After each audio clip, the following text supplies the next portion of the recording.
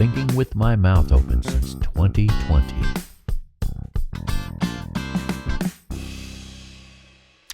Greetings and salutations. Welcome to another episode of Coffee, the Bible and Paige. I'm Paige, your caffeine-imbued host. And here is my caffeine. Well, today we finish off our study on the book of Ruth. So Boaz took Ruth, and she became his wife. When he made love to her, the Lord enabled her to conceive, and she gave birth to a son. The woman said to Naomi, "Praise be to the Lord, who this day has not left you without a guardian redeemer. May he become famous throughout Israel. He will renew your life and sustain you in your old age. For your daughter-in-law, who loves you and who is better to you than 7 sons, has given him birth." Then Naomi took the child in her arms and cared for him. The woman living there said, "Now Naomi has a son." And they named him Obed. He was the father of Jesse, the father of David. This then is the family of the line of Perez.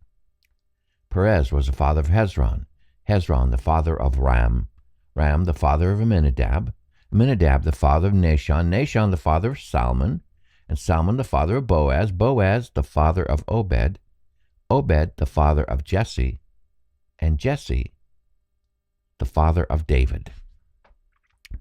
What an incredibly happy ending to what started out to be such a disastrous situation. I see a woman who was honest with herself in Naomi, her neighbors, and God, confessing bitterness and no small amount of anger about what she had experienced. She had been taken away from her home and her family by her husband to go to a land that was hostile by nature to God. Her sons grew up away from Israel. They married Moabite women, which was against God's instructions. She was prepared to go home alone after her husband and sons died. But Ruth refused to leave her, so the two of them returned to an uncertain future in Israel. Would Bethlehem receive them? Would God receive them back? The fact that in these circumstances, a very bitter Naomi still looked for God's hand in all that happened is praiseworthy. There's a lesson there for us.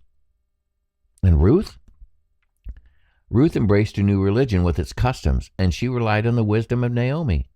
Out of the bitterness of Naomi, God brought reconciliation and renewed faith, giving Naomi the one thing that would mean most to her, an heir. You see, this is an important story. It highlights what real faith looks like in the face of uncertain and potentially disastrous circumstances. We see it in Naomi. Her faith walked her through everything she was feeling, all the bitterness and the anger and the disappointment. We see faith in Ruth, who embraced a God that initially was foreign to her. And look what happened. This story speaks to loyalty and true faith. The tale speaks to how God can take what appears to be totally unrelated threads and weave a beautiful tapestry. As an example, I was born in Seward, Alaska, 1956.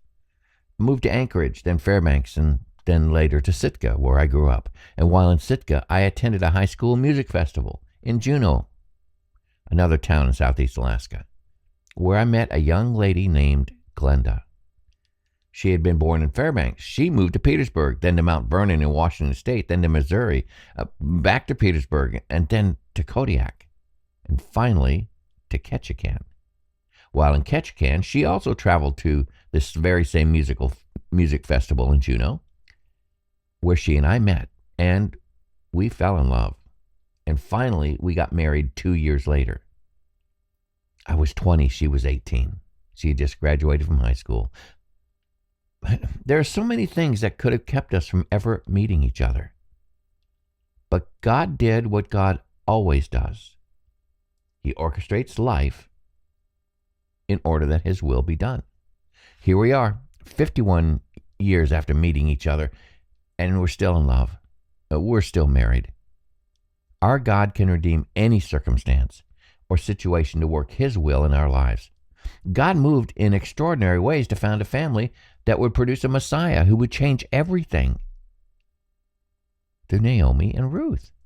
I can't help but wonder what God has in mind for the Garwood family, my family, since he went to such extraordinary lengths to ensure that Glenda and I would meet, fall in love, and marry. Like Naomi returning to Bethlehem, God has returned my family to the place of its origins in the state of Georgia after nearly 100 years of absence. The story of Ruth resonates with me in so many ways. All of us who follow Christ share the same story. Think of all the circumstances it took for you to be right where you are at this moment. You are exactly where God would have you to be. Ruth had a son. She had no idea that she and her son would be direct ancestors of the one who would change the entire world. That descendant was generations removed from Ruth and Boaz. I will probably die without seeing anything world-changing happen coming from my family. But there's going to be something huge that my descendants will have a part in. How do I know? Well, go back and look again. How God had to move so that Glenda and I could meet and reestablish the Garwood family in Georgia.